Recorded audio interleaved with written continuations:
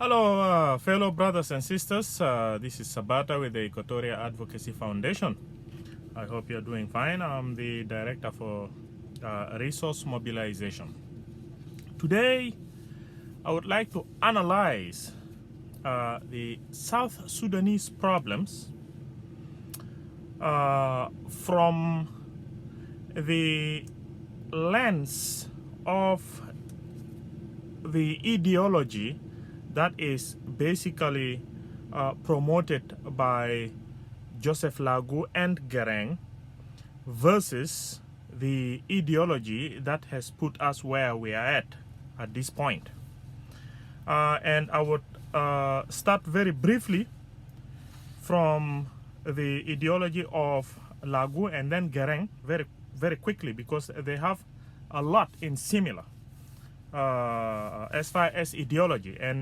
And Lagu and Garang have proven to be people who believe that in order to organize a heterogeneous society to be unified well, then you need basically a decentralized form of authority to give the diverse people the chance to basically administer themselves at the lower levels. And we have seen this quite clearly from Lagu when he basically advocated for a decentralized form of governance when he wrote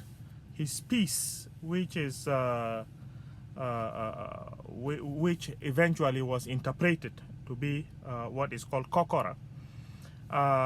He wrote a piece that is headed a necessity, decentralization, a necessity for southern provinces of the Sudan. And Joseph Lagu at the time felt as though that the South Sudan as a region needed a decentralized system of governance for the provinces of Equatoria, Upper Nile, and Bahr al-Ghazal. He felt that these three are very distinct and should administer themselves under separate assemblies. All right, and that was basically a decentralization of power amongst what is called the Southern Regional Government at the time. And when he introduced this, he actually wrote this piece in 1980. Was it towards the end of 1982 to the beginning of 1983? He wrote this piece here, "Decentralization as a Necessity for the Southern Provinces of the Sudan." And I am going to dissect this. I am going to analyze this bit by bit at the weekend of August 18th, which is going to be basically the commemoration of the first civil war of the Anyanya. I am going to come out and make analysis on this letter. I have the letter. It has been sent to me in an email. I read it through.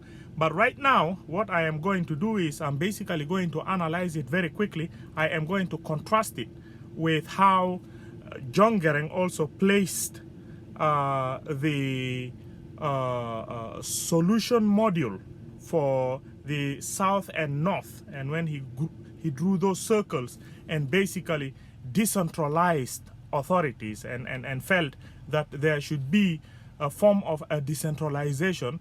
But then John Garang, of course, was talking about a confederate system, which is named as Track 1, that will eventually evolve to Track 2, which is what is called a federation. However, when Lagu broke down this decentralization as a necessity for southern provinces, he did not specify whether it should be in a form of a confederacy or a federation. And I'm sure he did not break this down because already the South in itself is a form of autonomy, which is at the time was under the North. So basically it won't look logical to start talking about decentralizing the provinces in form of confederacy or a federation, because basically we are part of the North, and the North was basically the government at the time, and we were basically given what is called a quasi administrative authority to govern the southern region. So when you look at that document that Lagu wrote, which was decentralization and necessity for southern provinces of the Sudan, he broke down an explanation under a subtopic, fundamentals of decentralization, and right there he did mention that in order to foster unity amongst a heterogeneous society, he mentioned that it will be good to accept the living diversity of the people. But then administratively, if you are accepting the living diversity of the people, you have to give them chance to basically have what is called local governance of themselves. And by doing so, you are basically giving them the freedom, and you are giving them the avenue to maintain that living diversity. You are recognizing the living diversity. Opposed to when you are centralizing government, when you are centralizing authority, you are basically suffocating them. You are giving them no chance to exercise what is called political power. And Lagu, on this decentralization as a necessity for the southern province, broke down the argument on the subtopic of fundamentals of decentralization. He said that when they actually went to Addis Ababa to discuss on the provisions of what ended up becoming the agreement itself, they, according to him, he said they went there as three people. That is the people of Equatoria province, the people of Upper Nile province, and the people of Bahar al-Ghazal province. And he said when they went there at the time, they went as such. And in that he said that the notion of arguing that we must hold ourselves as a whole, as one, in order to face confrontation of the North at that time wasn't reasonable.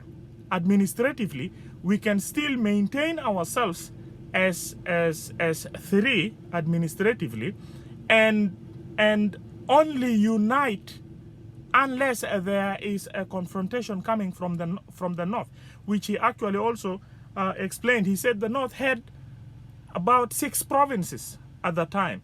So if the North would, if it is feasible for 6 provinces in the North to unite against 3 provinces in the South, why shouldn't the 3 provinces in the South then not unite against the 6 provinces of the North? Basically, he was making the argument that, and I guess he was making that as a response to those who were saying that 3 provinces will weaken or will make the South vulnerable to attack of the North, or make the South become weak in the eyes of the North. Of course, he was saying, what are you guys talking about? The North themselves were divided into provinces. And let me read it very quickly from his way of saying it. All right. It is Okay, this is the document here. You see that? Wow, it's so bright. You know, this is decentralization, a necessity for southern provinces of the Sudan. Okay, and I am going to read. Let me see. Oh, I'm going to read. What am I going to read? Yes, I am going to read part of this. All right, I am going to read part of this. And Lagu here, they say, I've been looking for my glasses, I couldn't find. Fundamentals of decentralization. So he was saying the basic problem that bad evils any heterogeneous society like ours in how to attain unity. In most cases, unity is attained by recognizing and accepting the principles of living in diversity. On the 3rd of March every year, the Sudanese people celebrated what they call Unity Day. Yet, this was the day the Addis Ababa Accord, which granted self-government to the southern part of the country, was signed. It is not taken as a day of mourning because the southern part of the Sudan became autonomous. The Sudan became more united. All right, he is saying the Sudan became more united by assuring a part of it which wanted to secede, which was of course the South, which wanted to secede, that it was now free to manage its own affairs. The Sudanese are a people who enjoy a classic pride in their determination to fight against any type of domination. So basically, he was saying here that unity of the people of the South and the North came when governance was basically decentralized, because by giving the South an autonomy, quasi-autonomy at the time, it gave the Southerners basically the freedom to decide on what is called self-governance. And by doing so, the Southerners who actually wanted to secede then became united with the Northerners. So basically what he was saying is, he was making the point that we, the Southern Sudanese, have the pride always to live basically, from a modern way of saying it, to live in liberty. All right, we don't want too much of a centralized system, and when you give people what is called liberty, you can still be together. But if you deprive them so much of that liberty, then they will always try to secede. So basically, this is what the Southerners were basically fighting for during the Civil War. They wanted to secede until when they were given what is called an autonomy. Then they were able to live with the Northerners close. I wanted to find the area where he mentioned that when they went to the Addis Ababa, they actually went there as 3 peoples of the Equatoria province, the Bahr al-Ghazal province, and the Upper Nile province, and made the argument that it is not very necessary to have this province held as though they are homogeneous, simply because of fear of what was referred to as enemies at the time, which was the North, because he said it was only for administrative purposes that these 3 regions will eventually have to exist administratively, run to a certain degree in liberty. But then there is no fear of the Northerners, who are actually divided into also 6 provinces. That is what he was saying. But basically, I'm not able to find it right now, but I will eventually make all those analyses on the weekend of the 18th of August. That's just a week from today. And that is going to be the celebration of the Anyanya 1 struggle. So basically, when you look at what Lagu has said in this document of decentralization as a necessity for the South Sudanese problems, basically he made an argument that South Sudan or South Sudanese people needed liberty. They needed to be run at the time. He was talking of course at the time. He was saying that the people of South Sudan at the time needed to recognize those 3 provinces and allow administration to run in those 3 provinces, such that the 3 provinces should not be kind of brought all together as one. And that is why they suggested what is called decentralization of these powers, and also suggested that assembly should not be only one, but an assembly should be put in Upper Nile, an assembly should be put in Bahar al-Ghazal, and then that assembly, which was called People's Assembly, that was in Juba, which was at a time also nicknamed Barlaman Bitalagu, will remain there.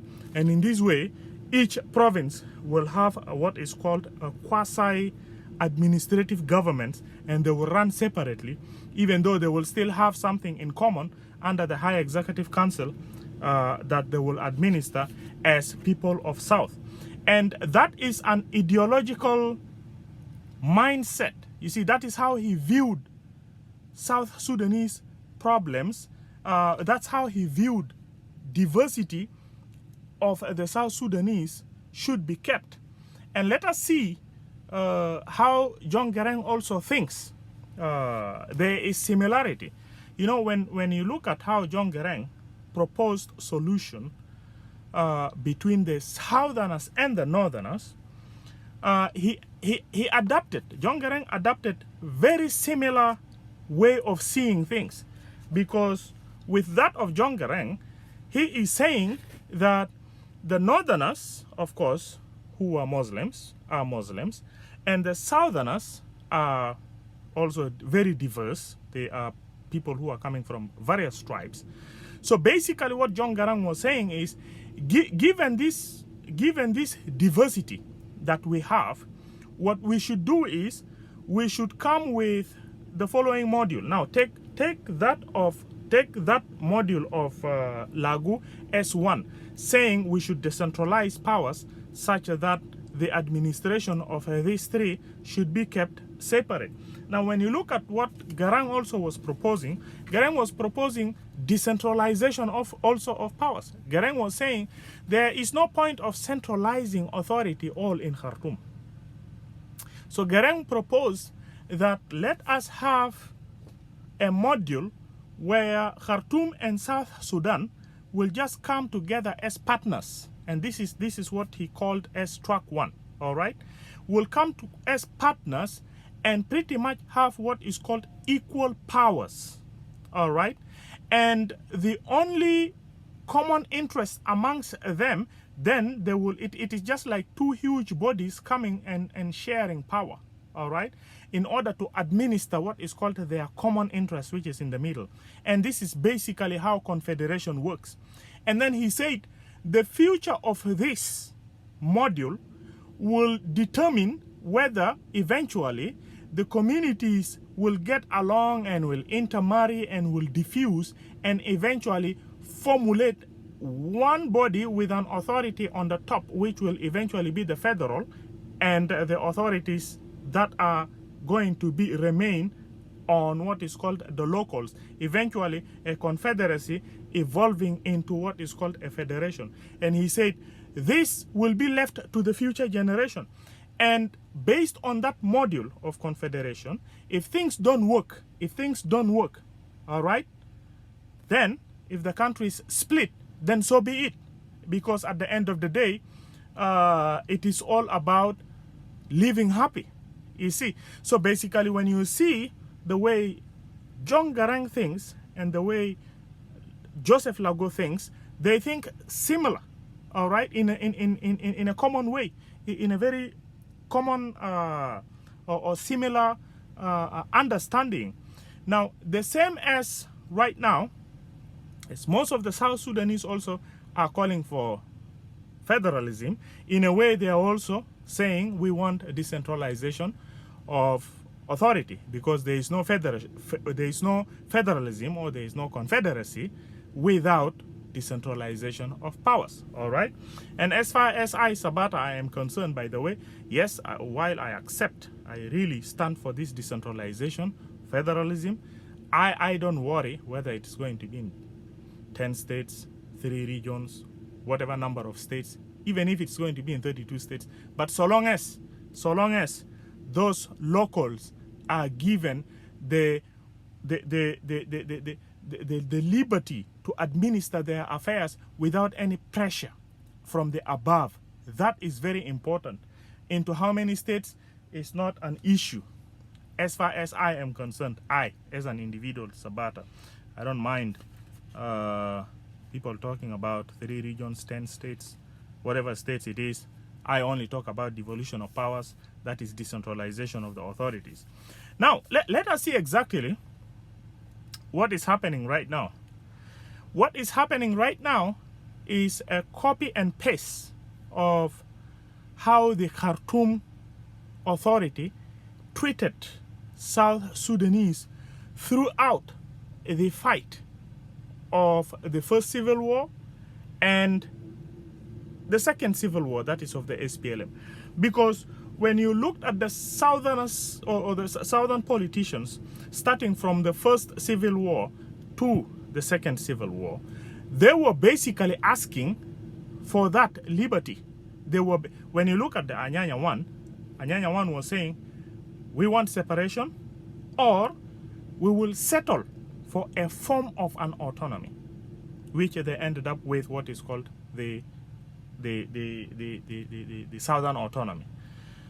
When SPLM came, SPLM called for liberation of South, liberation of Sudan rather, not South. They called for liberation of Sudan, all right, Sudan People's Liberation Army.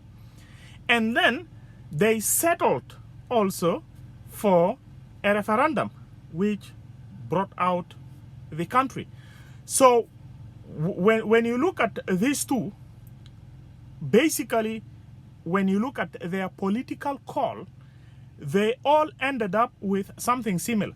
The Anyanya ended up with what is called an autonomy, basically self-governance, and the SPLM ended up with what is called a total separation, not a form of self-governance, but a total separation. So basically calling for the same thing, that is refusing to be managed or controlled by some other people.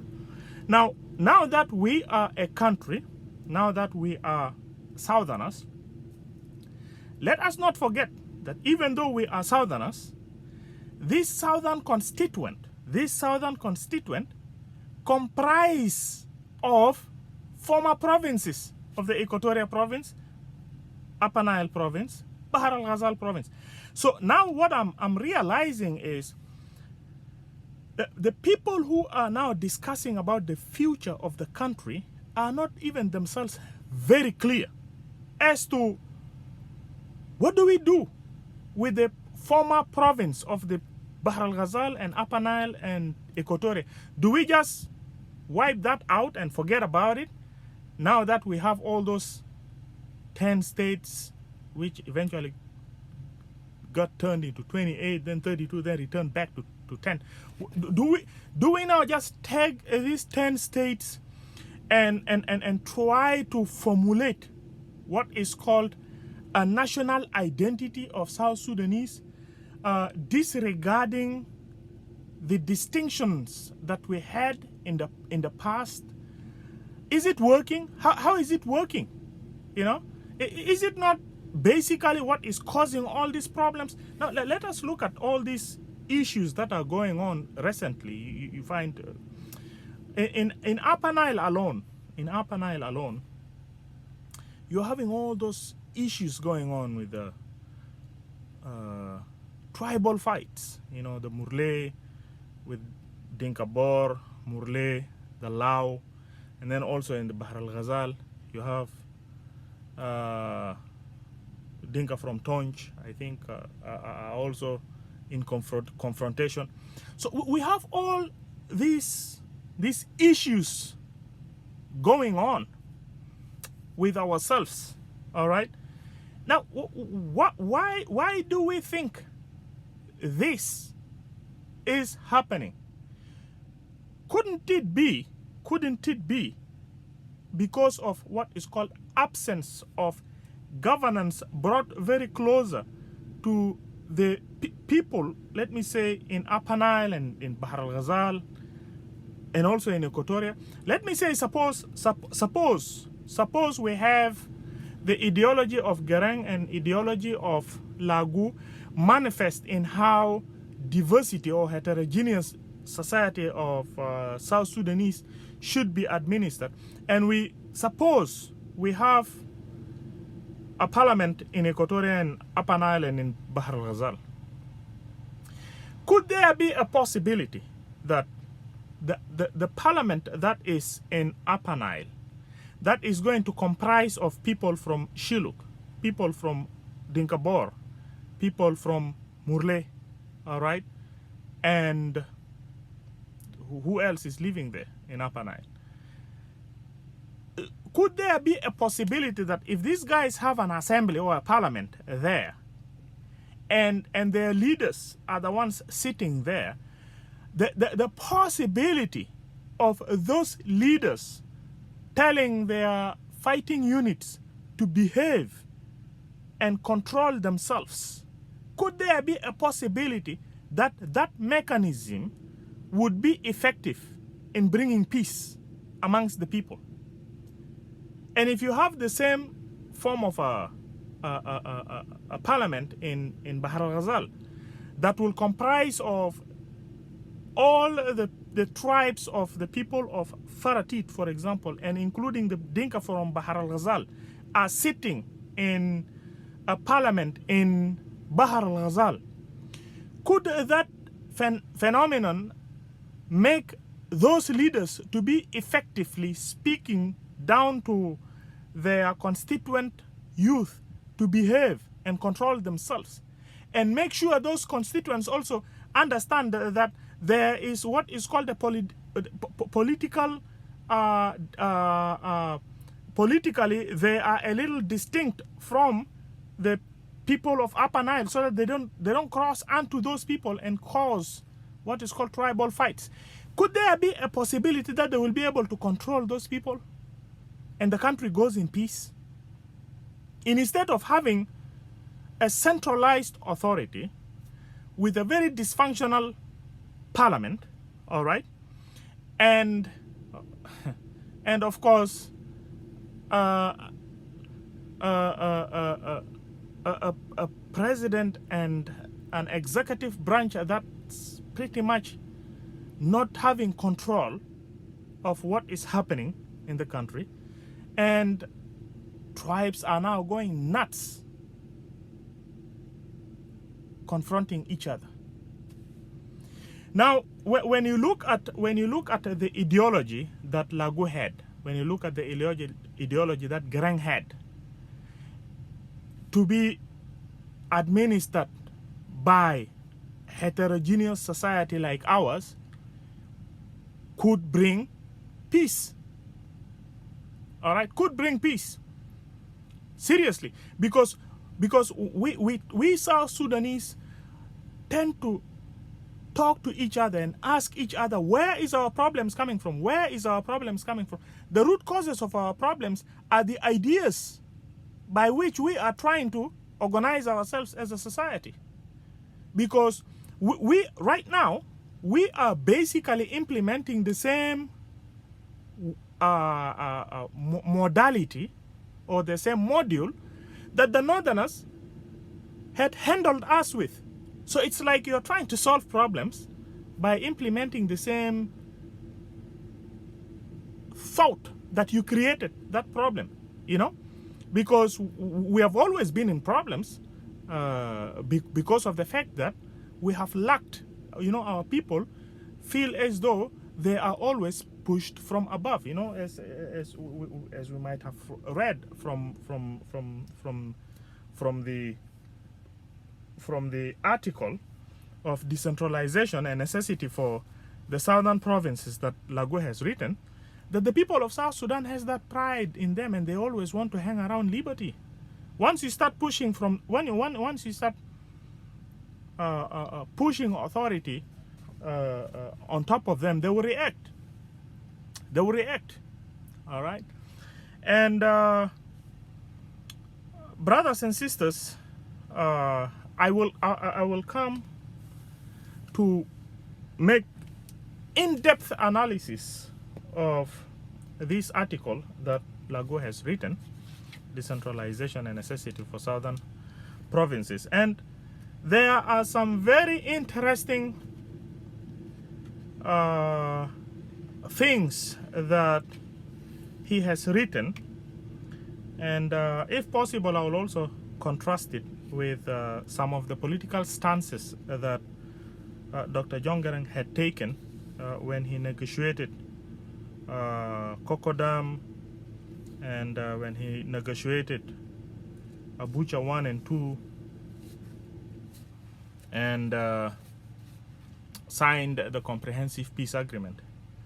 You know, I would make some contrast here and there, as those are really ways by which we could organize ourselves better. But the current administration, with its policies,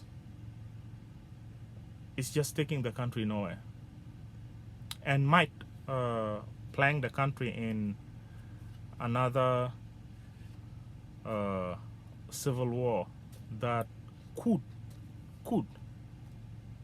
be avoided if people just went into what is called a logical, decentralized system of governance.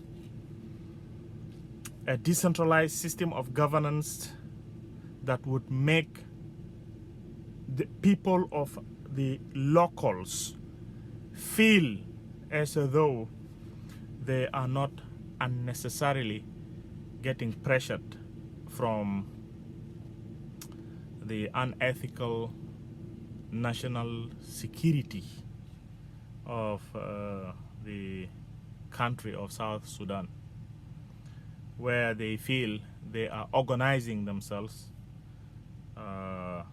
freely, and also settling some small problems that would arise amongst them in their local courts within the states freely, and that will basically help them organize life in a way that will foster peace amongst them, given the central authority right now is failing miserably. Thank you very much, brothers and sisters. Stay tuned. I will come live on the weekend of 18th. That will be a commemoration of the Torit Mutiny. Thank you very much, and God bless you.